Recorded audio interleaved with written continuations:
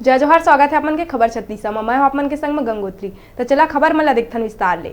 बिलासपुर के संग्रहण केंद्र मन में बछर 2019-20 के 49,600 क्विंटल बर्बाद हुआ धान ऊपर शासन प्रशासन अब एक बार बछर बाद सूद लिही से विभाग 35,000 क्विंटल धान उठाव ले के कोरबा और बिलासपुर जिला के राइस मिलर मन ला जवाबदारी सौंपी से।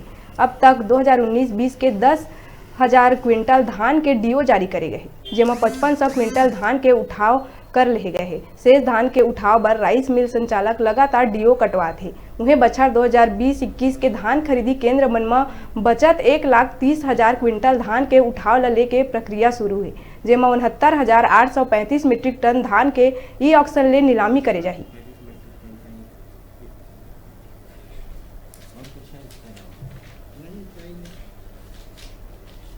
लास्ट ईयर के लगभग 49,600 मीट्रिक टन के आसपास जो है धान जो है बिलासपुर ज़िले में है। इसके लिए वर्तमान में 35,000 मीट्रिक टन का धान का निराकरण के लिए हमें जो है निर्देश प्राप्त हुए हैं।